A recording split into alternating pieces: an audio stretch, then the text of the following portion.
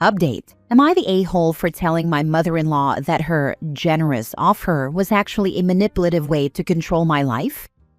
Original post. This is a dumpster fire right now. Okay, so I, female 30, am engaged to my fiancé Mark, male 31. We're getting married in 6 months. Mark's family, especially his mother, are a bit much.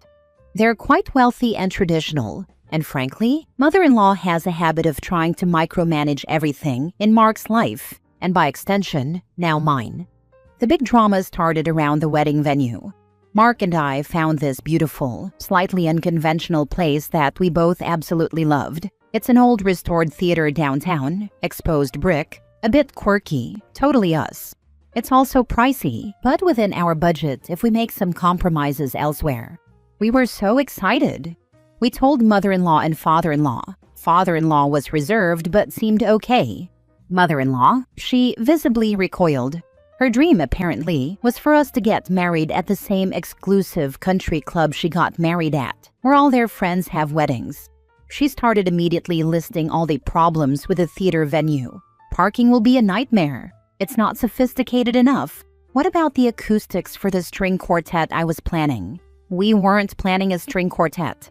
Then came the offer. Mother-in-law sat us down and said very formally that while she and father-in-law were disappointed we weren't considering the country club, they understood it was our day.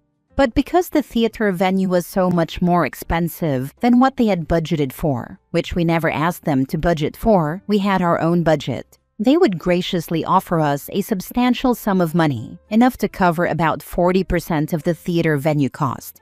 It sounded generous, right? Mark thought so. I was immediately wary. Mother-in-law's gifts always come with strings. I thanked them, but said we had our budget covered and would be fine. Mother-in-law got this tight, almost angry look. She said, "Nonsense, darling. A wedding should be a celebration, not a financial stressor. We want to do this for you." She kept pushing. Father-in-law added that it was a genuine wedding gift, no strings attached. Mark was beaming, thanking his parents profusely, saying how amazing they were. I felt cornered. Eventually, I caved and accepted, still feeling uneasy. Later that week, mother-in-law started sending me links to florists near the country club, links to bakers who only delivered to the country club. She started asking about decor choices that would only make sense at the country club. When I gently reminded her we were having the wedding at the theater, she'd get flustered and say things like, "Oh, right. Well, this florist might make an exception. Or it's just so much easier with vendors who know the traditional venues." The final straw came last night. We were at their house for dinner. Mother-in-law brought up the venue again. She said, "Now, about the ceremony flow at the theater. I was thinking it might be easier to have the reception at the country club after, just the reception. You know, for dancing and easier bar service." I snapped. I looked her dead in the eye and said, "Mother-in-law, with all due respect, this stops now. We chose the theater. We love the theater. Your generous offer wasn't about helping us. It was about buying control over our wedding to force it into being your dream wedding at your preferred venue. You didn't give us that money to help us have our day. You gave it to try and manipulate us into having your day." The table went silent. Father-in-law looked horrified. Mark looked utterly stunned, and then furious. Mother-in-law's face crumbled. She started crying, saying how could I be so cruel, that they were only trying to help, that I was ungrateful. Mark jumped up, yelling that I had massively overstepped, insulted his parents, and ruined the evening. He said I was being paranoid and that their offer was genuine, and I was just being difficult and unappreciative. We left immediately. Mark is barely speaking to me, saying I owe his mother a huge apology, and that if I can't be respectful to his family, maybe we need to rethink things. Mother-in-law is apparently distraught. Part of me feels justified because I truly believe her gift was manipulative and a way to leverage control. But another part of me is reeling from the fallout. Did I handle it badly? Should I have just accepted the money and ignored the suggestions? Was I too harsh? Am I the a-hole for calling out my mother-in-law's offer as manipulative control instead of just accepting it quietly? Now for the top comments before reading the update. Info. Are you sure the venue you chose is what your fiancé wants? He might be using his mother to make his point if he's turned his anger on you here. He has never suggested otherwise and has been enthusiastic talking about the venue I chose. Your fiancé is an idiot, but he's been manipulated by his parents his entire life, so he cannot see the forest for the trees. You did right by sticking up for yourself against her passive-aggressive behavior. Just know that it will never end. Consider that if you continue with the relationship and wedding. Yep, it starts with the wedding, and then it's your house and/or children. You will never be independent of his mother or family. Your mother-in-law isn't the problem, but your spineless fiancé. I think you should take your fiancé up on the rethinking things. Not the a-hole. Give him the ring back. You think she is bad now? Just wait till you have kids or God forbid you decide to be child-free. Good on you for calling her out. And if Mark can't see what they are doing, he may be kind of dense. Now for the update. It has only been 2 days since that dinner, but it feels like everything has unraveled. Mark and I barely spoke after we left his parents' house. I tried to explain where I was coming from again, calmly this time, but he shut down. He said I embarrassed him and hurt his mother. He kept repeating that I was being dramatic and ungrateful. It felt like I was talking to a stranger. Then yesterday, I found out something that broke me. A friend of mine saw Mark having lunch with another woman. At first I told myself it was probably innocent. I wish it had been. But when I confronted him, he admitted it. He has been seeing someone else. It started a few weeks ago, and the worst part, it was someone his mother introduced him to. Someone from her country club circle. She kept telling him this girl came from a better family and was more compatible with the kind of life they had planned for him. He said it was not serious, that he was confused, that I had been so angry all the time and he felt pushed away. I could not believe what I was hearing. I asked him if he ever truly wanted to marry me, or if I was just the easy choice until his mother pushed him to upgrade. He did not answer. So I ended it. I packed a bag and left. We had not sent out invitations yet. The venue can still be canceled, mostly refunded. What hurts most is not losing the wedding. It is realizing I was trying to fight for someone who would not fight for me, who let his mother control him to the point that he let her hand him a replacement. I am heartbroken, but somewhere deep down, I also feel relieved. I would rather walk away now than stay and become someone small enough to fit inside their picture-perfect frame. Thank you to everyone who commented before. You helped me see that I was not imagining things, that I was not crazy for wanting to protect the life I was trying to build. You didn't lose a partner, you lost a puppet and his puppeteer. Proud of you for choosing peace over performance. Best wishes, OP. Thanks for this. I really appreciate it. We had something similar except my husband has a spine. Basically, his dad and partner offered us $5,000 for our wedding. We could come to them with expenses. They would decide if they want to pay for it, and then if anything was left over, we could have it.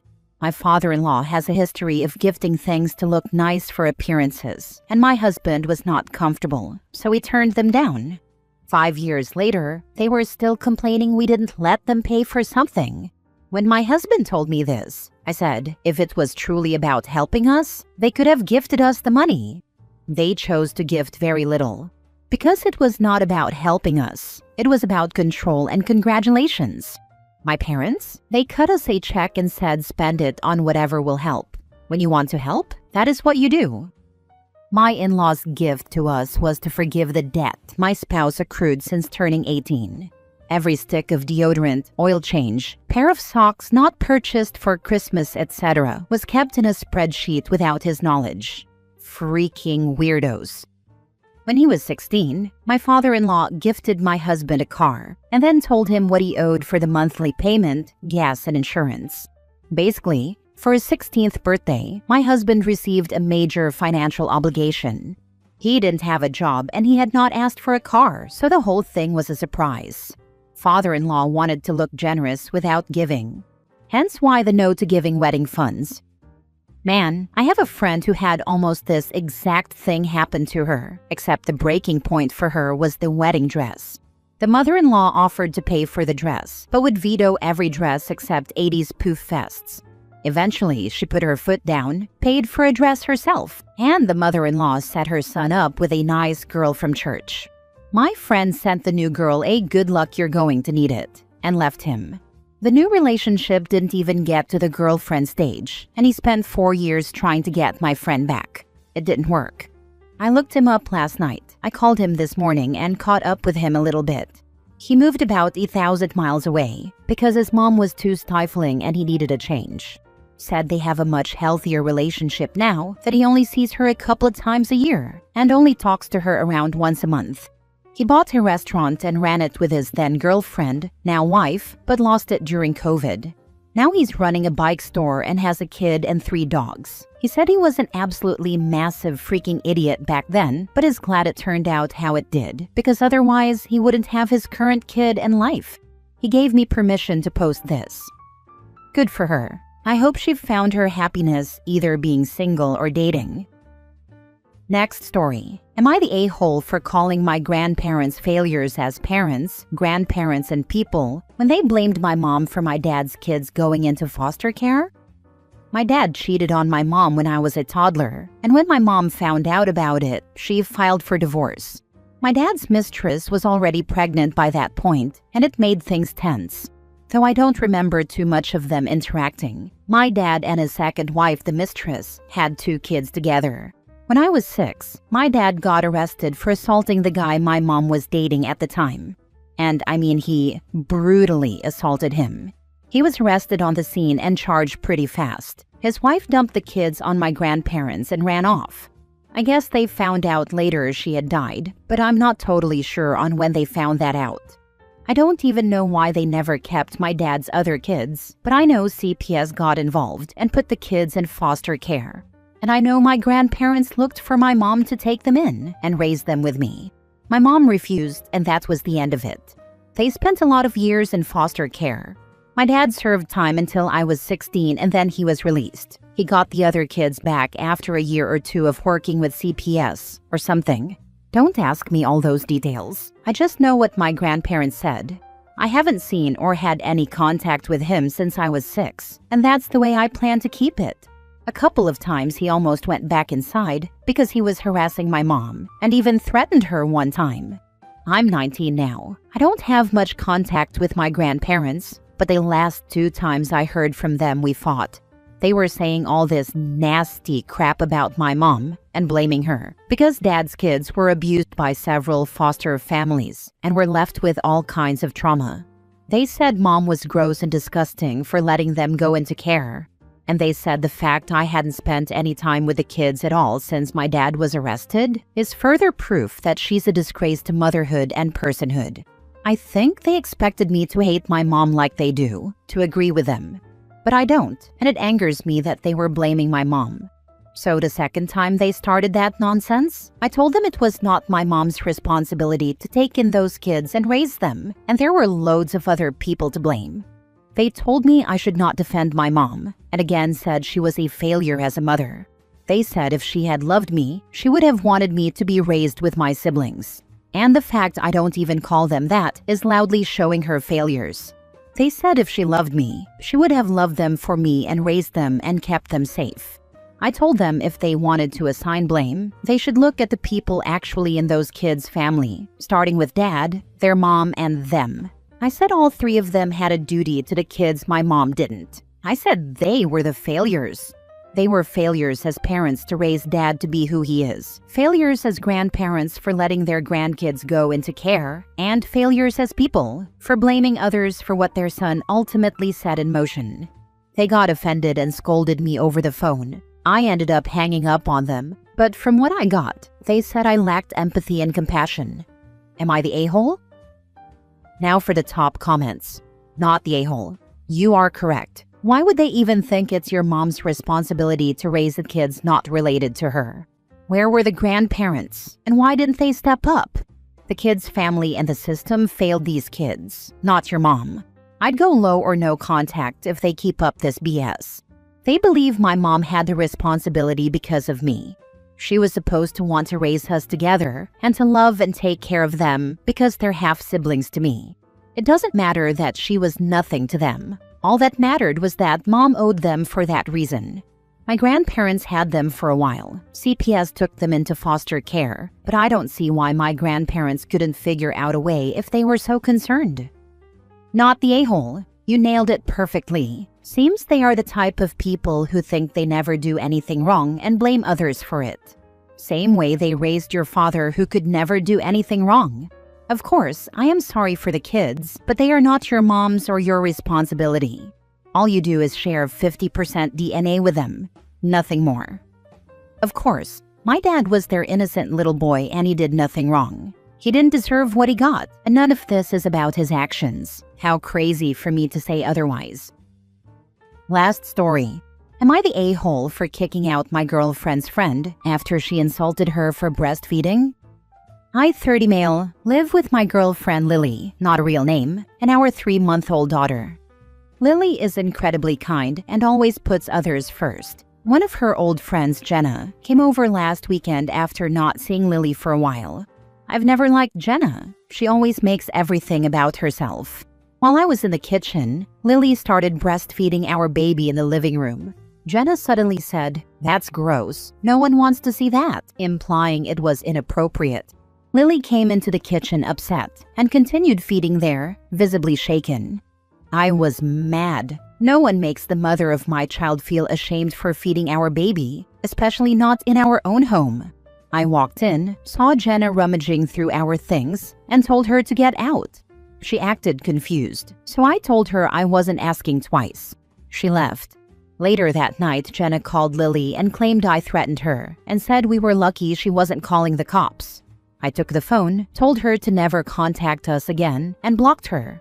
I don't regret it. A baby needs to eat, and there's nothing wrong with a mom breastfeeding. So, am I the a-hole? Not the a-hole. In your guy's own home, and she was rummaging through your things? Exactly. Thank you. Our home should be a safe space, especially for my partner and our baby. She was out of line in so many ways, and I just did what I had to do to protect my family. She's lucky you didn't call the cops on her. WTF. Not the a-hole. Finally, someone who stands up for their breastfeeding partner. Jenna had no right to say anything in someone else's home. Info. What does Lily think about all this? Insane how this is being left out. At no point in the story does Lily have any say. Now, I'm not saying he was wrong to be angry, or even that I disagree with his actions, but if Lily didn't want this handled the way he did, then yeah, he's at least somewhat the a-hole.